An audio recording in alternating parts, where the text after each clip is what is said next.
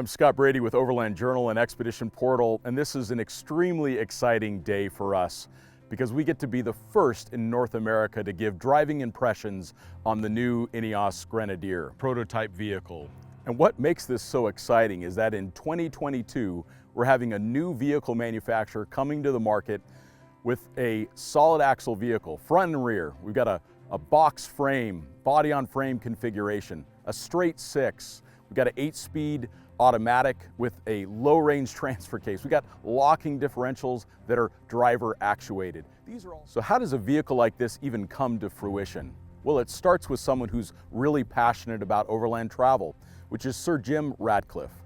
I mean, he is a true overland traveler. He's crossed Africa on motorcycle and he's driven around the world in various four-wheel drives. One of the things that he wanted to do was to be able to buy the overland vehicle that he's always wanted to purchase for his own travels around the world.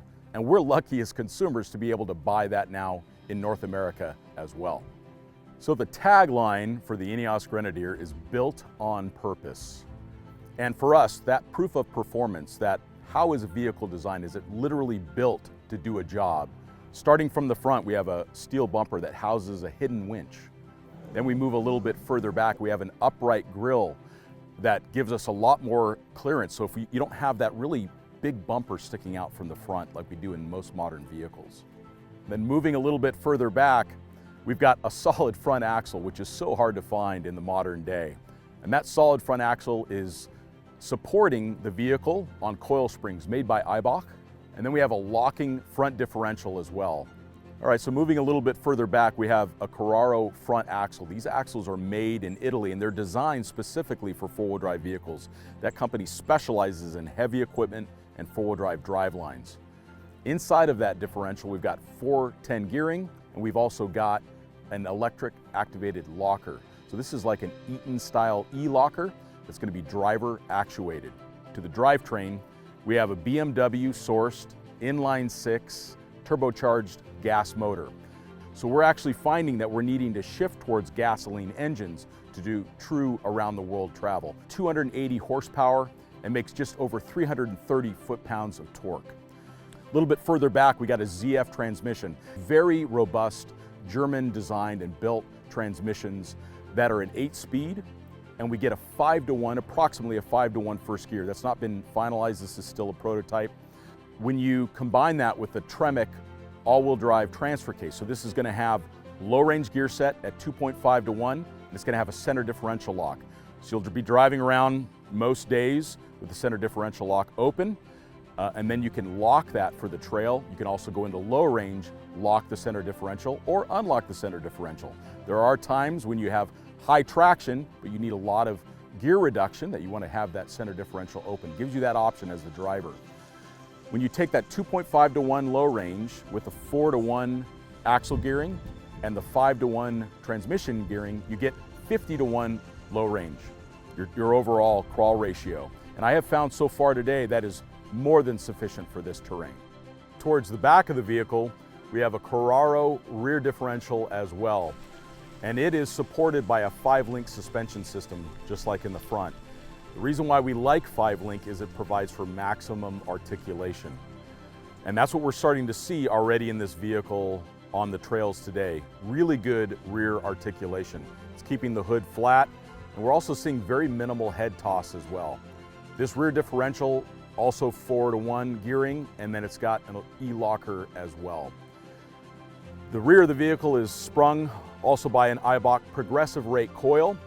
And we're also seeing really good ride quality overall from that. But you can tell that this vehicle has payload, which is what we always ask for. So you're seeing in a vehicle like this on the Trialmaster a minimum of 1,700 pounds of available payload.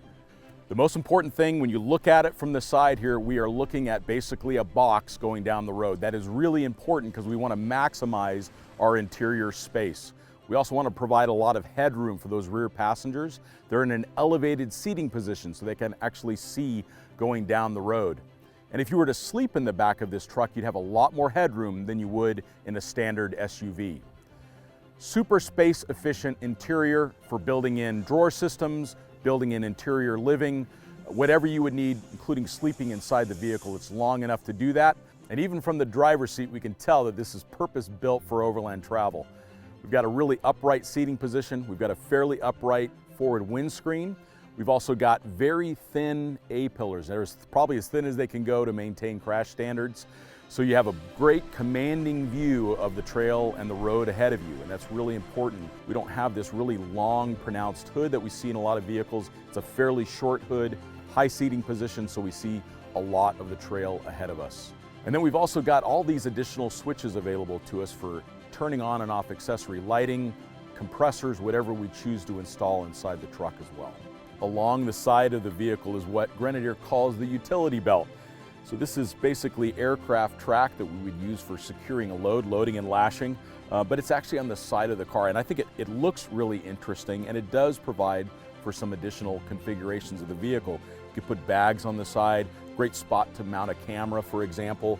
You could probably even fit your traction boards to them as well. And they run all the way along the side of the truck. Up a little bit higher, we have these grab rails, which allow us to easily step up onto the side rails and access the roof rack. Now a little bit further back, we've got a flat load surface and basically that big box that we want to be able to put all of our gear and equipment. And that is all supported with the fact that this vehicle has a proper payload.